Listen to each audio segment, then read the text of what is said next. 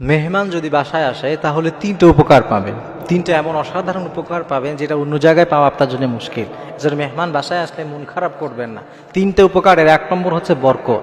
যখন বাসায় মেহমান আসে বরকত সাথে করে নিয়ে আসে। অনেকেই আছে দেখবেন মেহমান বাসায় আসলে মুখটা মলিন হয়ে যায়। তারা চিন্তা করে হায় রে বাসায় মেহমান আসছে, খরচ বোধ হয় বেড়ে যাবে। কিন্তু হাদিসের মধ্যে আমার নবীজি বলেছেন অসাধারণ কথা। বিশ্বনবী বলছেন মেহমান বরকত নিয়ে আসে এমনভাবে একজনের খাবার দুইজনের জন্য যথেষ্ট হয়ে যায়, দুইজনের খাবার তিনজনের জন্য যথেষ্ট হয়ে যায়।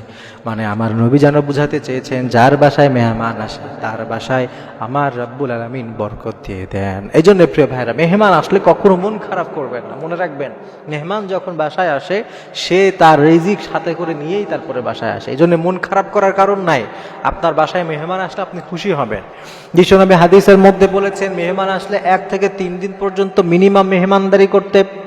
হাদিসের মধ্যে মেহমানদারির অনেক বেশি ফজিলত রয়েছে। আমার নবী বিশ্বনবী হাদিসের মধ্যে বলেছেন যে ব্যক্তি আল্লাহ তাআলাকে এবং আখিরাতের দিনকে যে বিশ্বাস করে, বিশ্বনবী বলছেন মান কানা ইউমিনু বিল্লাহি ওয়াল ইয়াউমিল আখির, যে ব্যক্তি আখিরাতের উপরে বিশ্বাস করে, আমার আল্লাহর উপরে বিশ্বাস করে, ফাল ইউকরিম দাইফাহু, সে যেন তার মেহমানকে সম্মান করে। সুবহানাল্লাহ, মেহমানদারির এত ফজিলত। নবীজি বলছেন কেউ যদি আখিরাতকে বিশ্বাস করে, অর্থাৎ এক কথা কেউ যদি মুমিন হয়, মুসলমান হয়, তাহলে তার উপর একটা কর্তব্য হচ্ছে তার মেহমানকে সে সম্মান করবে।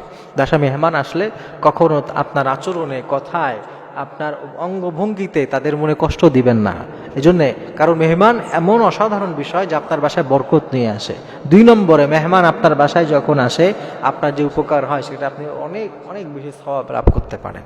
কারণ মেহমানদেরকে উপকার করা, কাউকে খাবার খাওয়ানো, এটা অসাধারণ সওয়াবের একটা বিষয়। হাদিসের মধ্যে নবী সাল্লাল্লাহু আলাইহি ওয়াসাল্লাম 4টি আমল বলেছেন যেটা করলে আল্লাহ তাআলা জান্নাত দিবেন। এর মধ্যে একটা হচ্ছে আতইমুত তাআম। নবীজি বলেছেন খাবার খাওয়ানো। আপনি যে মেহমানদেরকে খাবার খাওয়াচ্ছেন এটা আপনার জন্য একটা জান্নাতের কারণ হয়ে যাবে। আর 3 নম্বর হচ্ছে রিজিক বৃদ্ধি পায়। কেউ যদি চায় যে তার রিজিক বৃদ্ধি পাক তাহলে যেন সে বেশি বেশি দান করে, বেশি বেশি মেহমানদারি করে। কারণ আপনি যখন মেহমানদারি করাবেন তখন আল্লাহ তাআলা আপনাকে আরো বেশি ভরপুর দান করবে। এজন্য মেহমান যখন বাসায় আসে তখন মন খারাপ করবেন না। এবং আমাদের দেশে সব থেকে বাজে বিষয় যেটা হয় সেটা হলো মেহমান আসতেও চায় না, আবার আমি মেহমান হয়ে আরেক জায়গায় যেতেও চাই না। কারণ আমার মনে হয় যে আমি যদি আরেক জায়গায় যাই আমাকে অনেক গিফট নিয়ে যেতে হবে, আবার যদি আমার বাসায় মেহমান আসে আমাকেও অনেক খাওয়াতে হবে। এই সমস্ত চিন্তা করে নিজেও মেহমান হতে চায় না, অন্য কেউ আমার বাসায় মেহমান হয়ে আসুক এটাও আমরা পছন্দ করি না। কিন্তু এটা ঠিক নয়। একজন মুমিন মাত্রই সে মেহমানদারি করবে, সে মেহমানদারি করাইতে বেশি পছন্দ করবে।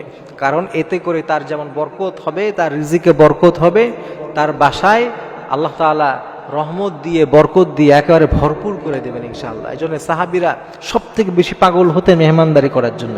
যে এমন এমন সাহাবি আছে, এমন এমন ঘটনা আছে বাসায় কিছুই নাই, সন্তানকে খাওয়াবে এরকম একটু খাবার আছে, ওইটাও দিয়ে দিয়েছে।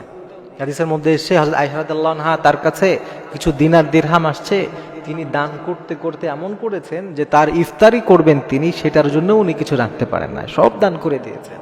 এটা হচ্ছে সাহাবীদের অবস্থা। এজন্য প্রিয় ভাইরা, মেহমান আসলে তাদেরকে বেশি বেশি সম্মান করার আমরা চেষ্টা করব। এটা মুসলমানদের একটা ঐতিহ্য। আল্লাহ তাআলা বুঝার তৌফিক দিন।